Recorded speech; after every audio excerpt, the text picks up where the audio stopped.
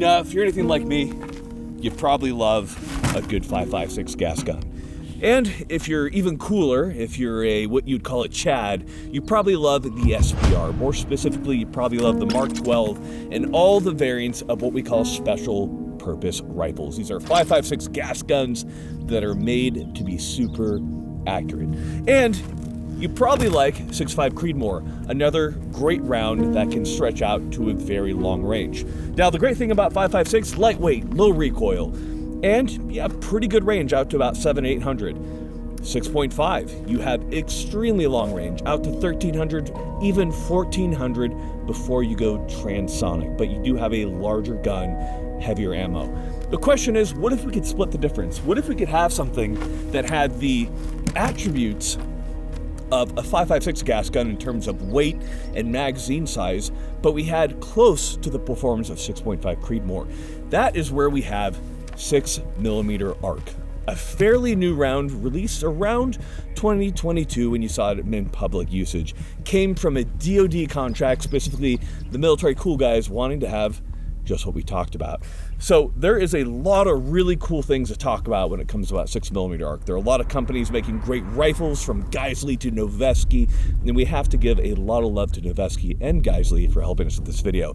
In today's video, we're going to be testing 6mm ARC to the utmost. Ballistics, speed, accuracy, and shooting at range. There's so much to talk about when it comes to this brand new rifle and these brand new rounds that we can't do in the beginning. Stay tuned in Grantham as we talk about probably one of the most interesting new rounds to come out recently. So right here we have a 5.56 gas gun. Right here we have the 6mm ARC. When we talk about small frame ARs, what we mean is the normal AR-15 lower receiver size.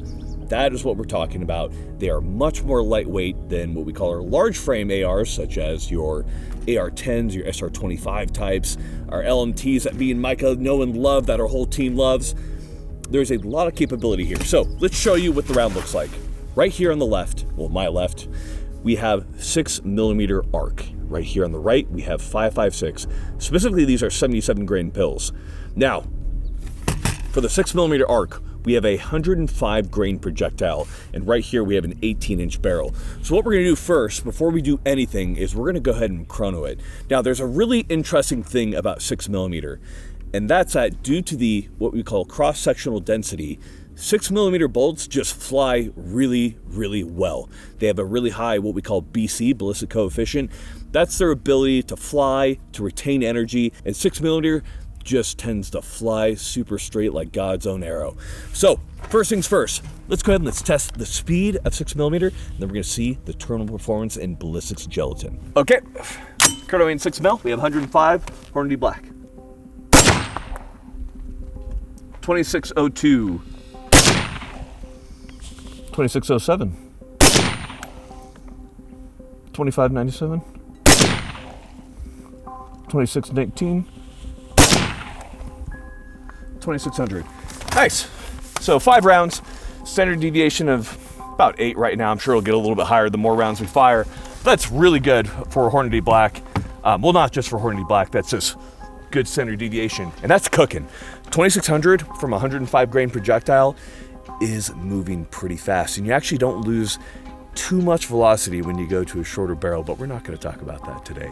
So we know the speed, we know what we're looking at. Let's see what the terminal effectiveness is before we even talk about the range of this particular round. So right here we have clear ballistic gelatin. This is going to be a good medium to show you the performance of different rounds through it. We're going to start with 5.56 77 grain to show you its performance compared to 6mm ARC. 5.56. It's so underwhelming watching 5.56 hit, but it is very violent.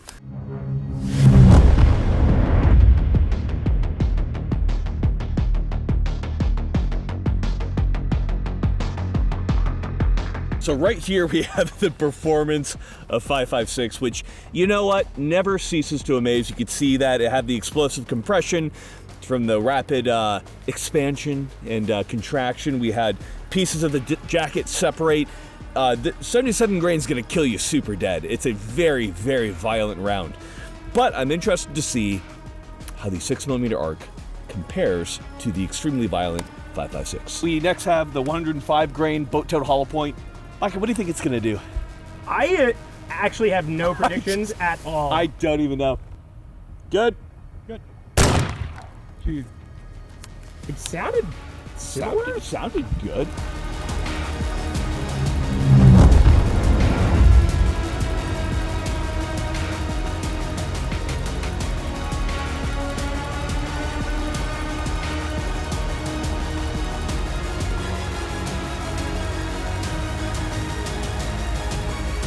That looks really good. That looks really violent, really actually. Good. You can see all the jacket in there. You could see where it separated. You could see as it tumbled, as it shredded apart.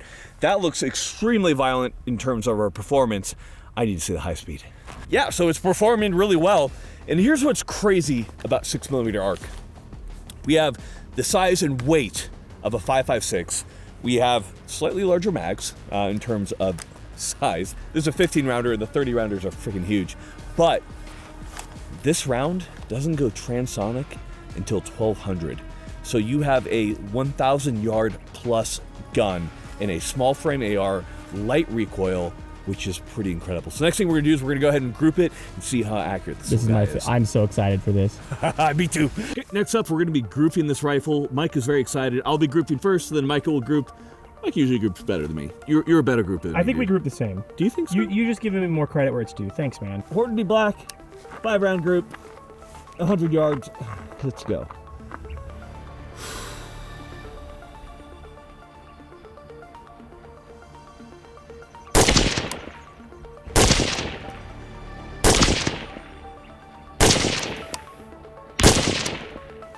Pretty good group. Okay, you're up, Micah.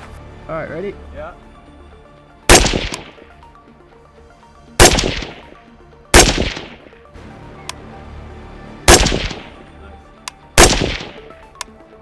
You want to do one more? I do.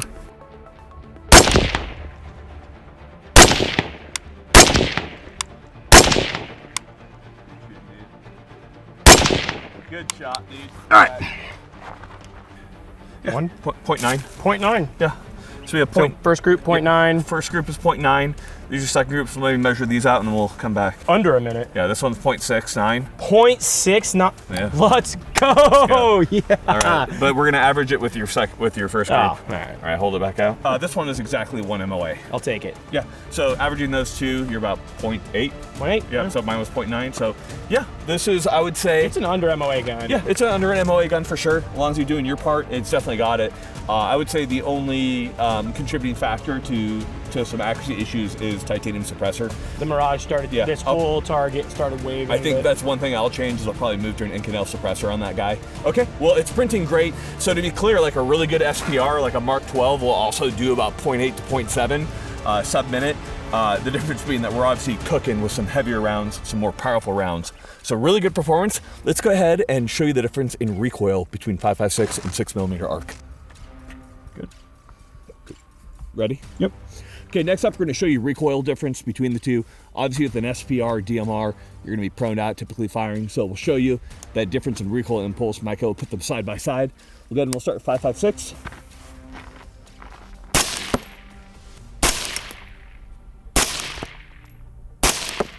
All right, next up, we have 6mm.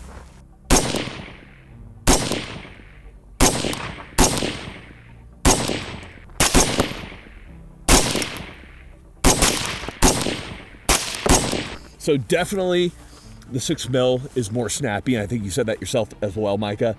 So you have a lot more snap. It feels like a quicker recoil impulse compared to 5.56. With the range that you're getting off 6mm, why it's so important to have that really low recoil is when it comes to combat shooting, being able to reassess and get back onto target quickly and take a follow-up shot is a really, really big deal. Not to mention having more ammo. So not just having the lightweight capability of the 5.56 and that really light recoil, we're pretty close with it with 6mm arc, but we're matching that distance of almost 6.5 Creedmoor. It's pretty incredible when you think about it. So right here, we're gonna be firing some long distance. So we're gonna start at the kind of the edge of the range of 5.56 to illustrate the point here. We're at 720. We're gonna be firing at our gong out there. We start with 6 arc. and then we're going to moving over to 5.56. So 6 arc at this distance, 0 to 100, we have about 6 mils drop, and we have a little bit of wind out there.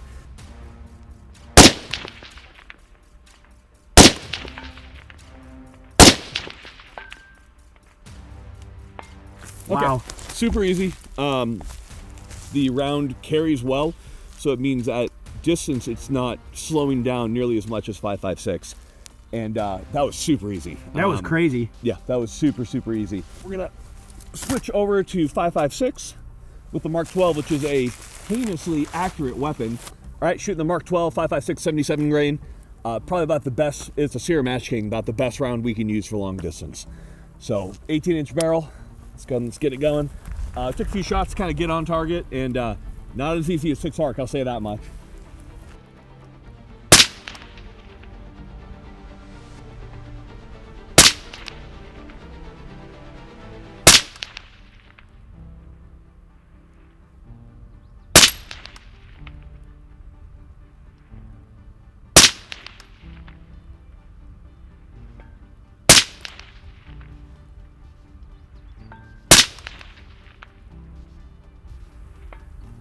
All right, we got the shots. So the problem that we're having down there is you can't see it really too well, but we have a little valley right through there. We get a lot of wind that whips through. So it's a pretty good indication of what your round is doing, because you might be able to see that the wind's slightly pushing the round. So there's a little bit of inconsistency as it hits the heat and as it hits the wind. You're not going to have as much deflection with 6mm arc because of a heavier round and a round of better BC, so it flies better. 5.56 just kind of gets pushed around by wind. You can see a little bit coming through. That's more than enough to push 5.56, especially as we're shooting towards the edge of the range here at 700. So again, 5.56, you 100% can shoot far. You can shoot 800, 900. Fred over at Counting Coop, he does it all the time. But the environmental factors kind of have to be in your favor. Otherwise, you're kind of pissing into the wind a little bit. It's predictable, but unpredictable in the sense that you can't always know what the wind's doing further down range.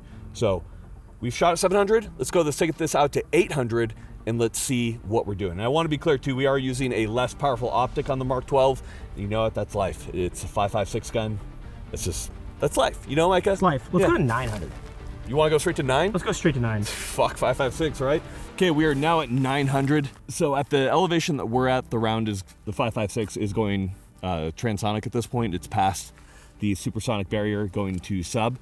That's going to make the round pretty unpredictable. So we'll see how we can do. And let's give it a shot with 5.56.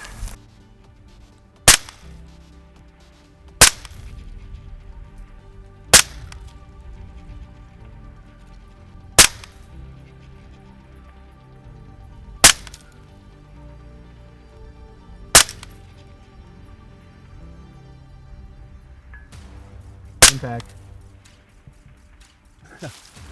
The problem we're running into right now is that the wind, as this round is going from super to subsonic, as it's hitting that transonic barrier, it's becoming unstable, no longer flying true. And in addition, the wind's kind of starting to whip down there, so it's making the shot incredibly difficult. Even hitting the same aiming position, I'm off by 3 or 4 feet in either direction. So this is outside the envelope of 5.56 by far.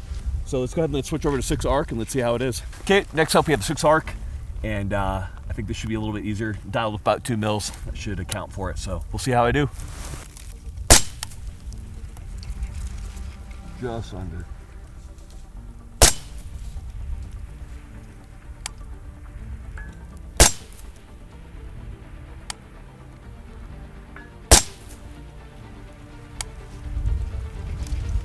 Dude. That was 3 impacts in a row with the small frame AR. First try. At 900. Yeah, that was first try. We did not do this beforehand. So much easier. I would say. That's actually, I'm not gonna, dude, this is blowing my mind. That was downright simple. So 5.56 can't do 900, but let's try 1,000 now with a small frame AR. All right, we got 6 arc at 1,000, just a little bit over.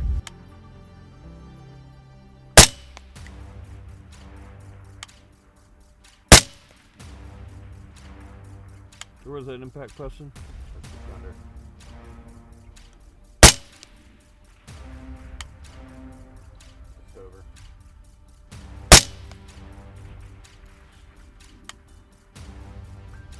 Impact.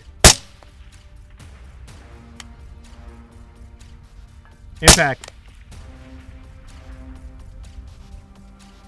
Impact. There we go, 3 in a row. 3 in a row. Not the best long-range shooter. As you can see, I had a little bit of trouble at the beginning, but once I got it dialed and I figured out the math on this, it was fairly easy. We have a good amount of wind coming through right now, and it resisted the wind for a small frame AR pretty dang well. That was very much so within my wind dots to make the hold. I was holding 2 to the right, and that was no problem at all. So, do we take it out to 11, Micah?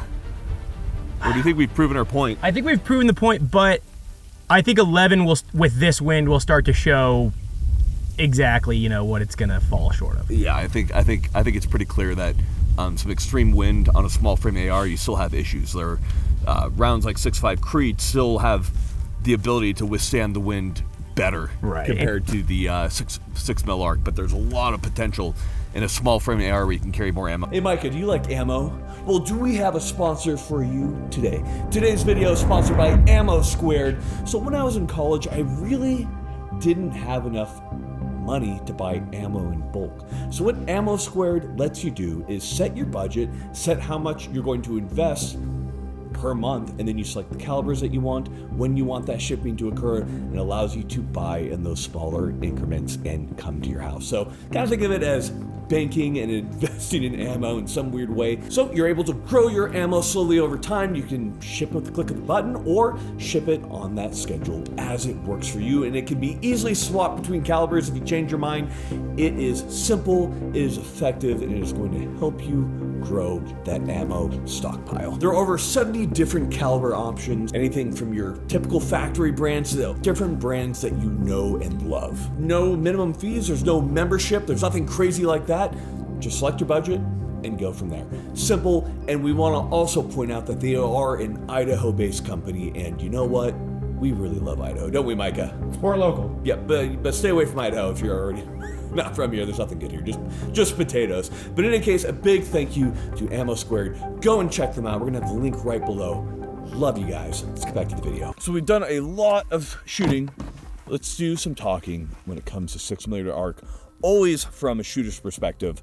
I think there's always been a drive to find a good balance between weight of a projectile, weight of a rifle, magazine loadout, and something that can reach out far. I think that the 6mm arc is a really compelling argument for a SPR DMR type rifle, especially because of the weight and because of the amount of ammunition that you can carry. Personally, the older 6 arc mags that were like super curved, remember what I'm talking about? Yeah, they looked like AR 7.62-39 mags. They looked whack. I think these Geissele ones are freaking hot. These look wonderful. And I know it's not all about looks, but it kind of does matter because when it comes to your carrier, it's just harder to index those. But there's a lot of things to talk about. We're going to talk about this particular gun right here, which is a Geissele rifle in 6mm arc, and then later on videos we'll be talking about some of the other people who've helped us out a lot, because again, we don't live in a vacuum here. Both Geissele and Noveske were extremely kind in talking to us pretty heavily about 6mm arc, and a big shout out also to Walter Sobchak Security for giving us a little bit of data ahead of time. Getting into this rifle right here that we talked about it a little bit. We have a Huxworks 6mm specific suppressor right here. I will likely be getting a Inconel suppressor instead. The Heat Mirage is a little too intense off the titanium, and I'll probably be adding a suppressor cover. But more important from that, let's talk about barrel length. When it comes to 6mm arc, it's really interesting that even from 24 down to 18 inches like we have in the Geissele, or from 18 down to 12.5, and 12.5 being a up-and-coming 12.5 arc barrel length, you're not really losing a whole lot of velocity. In fact, with a 12.5 barrel on 6mm arc, you still have a projectile that is supersonic out to 950. It's a pretty psychotically performing round, given the barrel lengths, and it really doesn't recoil that much harder than 5.56. A lot of the different rounds that we previously looked at that outperform 5.56, it's been like, man, you got a rifle that's recoiling so much harder. that for me, it's not worth it, because for me, I like to be able to get those follow-up shots very quickly, and that's the nice thing about 5.56. And especially when it comes to 6mm arc, you have all that range out to 1200, and you can still get those quick follow-up shots. And I think that's where it really is beginning to outclass in certain environments 6.5 Creedmoor. So we'll do a little bit of philosophy talk here since we're talking about the barrel, but like when I'm thinking about a rifle for mountain fighting, a rifle for, especially where we are right here, there's a lot of open terrain, we definitely consider those longer engagements. And if you're consistently shooting out past 1100, out past 1200, you should really be considering probably a larger caliber, because you want to shoot as flat and as straight as possible to not have to worry about so much drop. You can definitely kind of get creative with 6.5 Creedmoor. 6.5 Creedmoor can do 1400 and further, but once you hit that transonic envelope, that point at which it goes from supersonic to subsonic, you get a lot of instability in the projectile. So you really want something a little bit of a higher class, like 338, 300 Win Mag, 300 Norma Magnum. Those cartridges are just going to outperform, and those are what I have seen being typically selected for those longer engagements. So I think that's where 6mm arc is so compelling. It's that I'm getting that really similar performance envelope to 6.5 Creedmoor in the engagement distances that I'm really doing with a DMR, between 800 out to 1,000, maybe 1,100 at most. And I have a much lighter rifle, I have a much lighter recoil for those follow-up shots, and I can carry a whole lot more ammo. I can easily carry these 30 rounders on me, I can carry these 20 rounders on me, no problem, and I can just carry more ammo because, again, the grainage is only 108, and then on top of that, there's less brass, there's less powder. For me, this is a really, I think, good argument for using this in one of those roles. Now, no matter what, when you're going from 5.56 to some other boutique round that's not 308, you're going to spend more money. So it is a more expensive round right now, but I think it will likely become more popular in the future. As you can see, as far as accuracy is concerned, the ammunition, the rifles are still being developed. Right now, we're getting sub-MOA. I'm sure the rifles will end up getting even more accurate in the future, but I'm very happy with the performance we've been getting from this particular rifle of about 0.8 to 0.9. I think that's extremely good performance out of a semi-auto gas gun that's going well out to 1,100. So that is excellent. We have a typical Geissele rail on here. I love the Geissele Mark 16 rails. I think they're awesome. They're previously used on the URGIs. This one's slightly different, obviously, being designed around the 6mm arc, so it's a teeny bit thicker and beefed up, which is exactly what I want.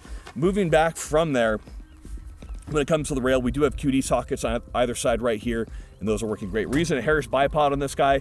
What do you think people are going to say, Micah? You just like mil-spec things. I do. But you like the Harris bipod too. I do like the Harris bipods. I'm not going to say there's not better bipods out there. No, there are better bipods. I just like the Harris. I know there are better bipods out there. I just love it, and I like the vibe of it as well. And I just love it. I think that's more than enough for everyone. Moving back from there, obviously the upper receiver is not just something you can throw a 6mm barrel into. It is different from an AR-15 upper receiver. However, AR-15 lower receivers do work. Again, you have that small frame AR pattern, and that works perfectly. Moving down to the magazines here, one thing that I definitely want to talk about is the newer development of these Geissele mags.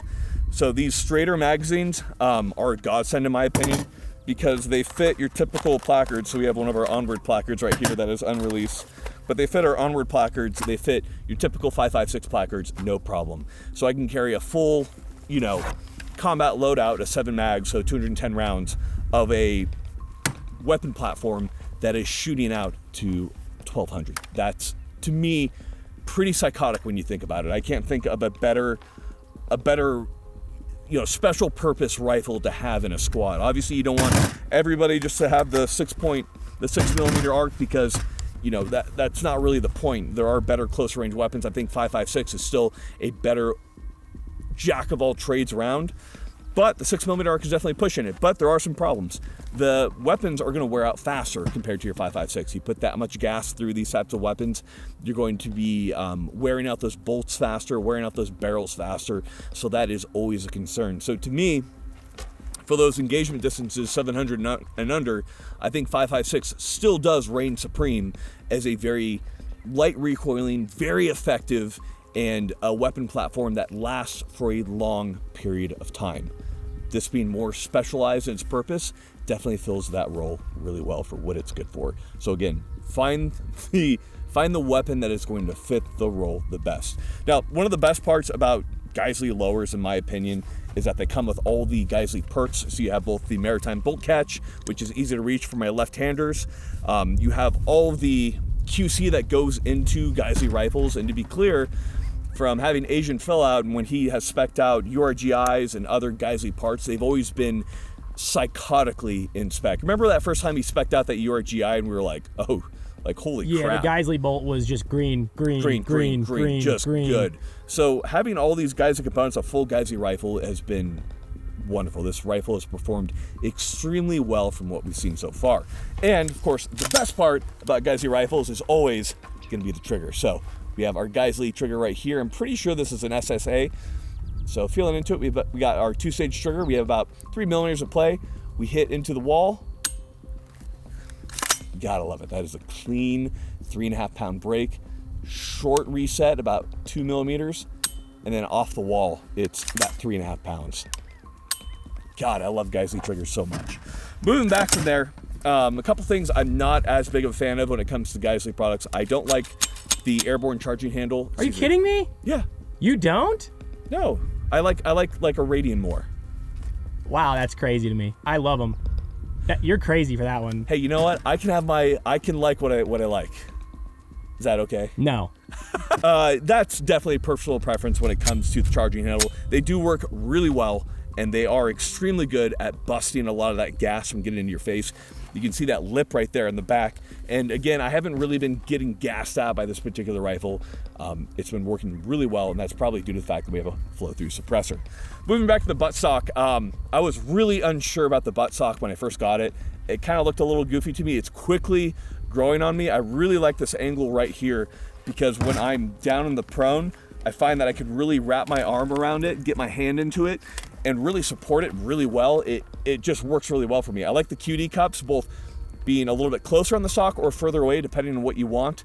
And then the adjustment being protected is kind of a big deal to me. So a lot of times those adjustments are just open to sticks and to your gear hitting them and releasing them. So I like that this is protected like a trigger and I can adjust it from right there. It's very smooth, very easy. The slant and the rubberized grip on the back is really good for digging into your shoulder and keeping that rifle in place. The biggest thing for me is a combination of things. It's the range this weapon offers.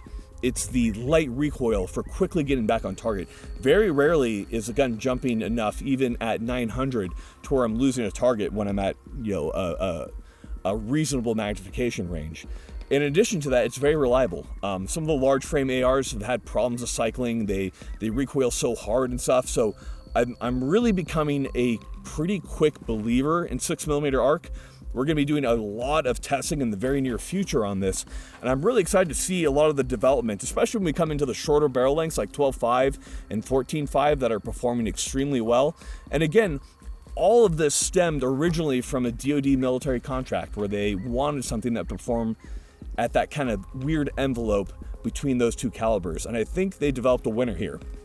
I think 6mm, there's going to be a lot more development with it.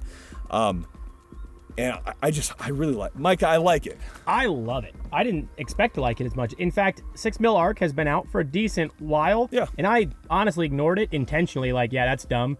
Getting to play with it. How often did Foster talk to us about 6mm? A lot. Walter Sawtech Security. He'd be like, 6mm arc, bro. It's freaking amazing. I like it. Okay. I really like it. And Elrad from Noveski always being like, you got to try it. You got to try it. And after getting a lot of time on it, I really do believe it in the future.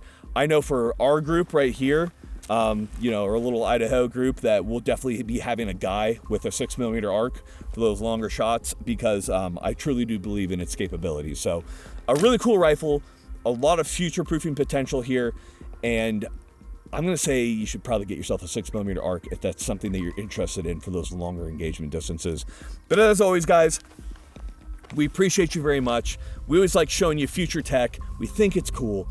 And stay tuned. Biggest thing is going to be training. If you're not training on this, it's not going to be dangerous. I'd be way more afraid of a guy with a 20-inch AR who trains all day. Train on your firearms, get good. And final thing for you guys is going to be dad advice. Dad advice for the day is going to be get some sun. If you don't know, a lot of you probably don't get enough sun. The sun does wonders for your skin, besides skin cancer if you spend too much time in it. But for real, get some sun. You'll feel better. You'll feel happier. And you'll feel sun cooked. Are you saying to touch grass?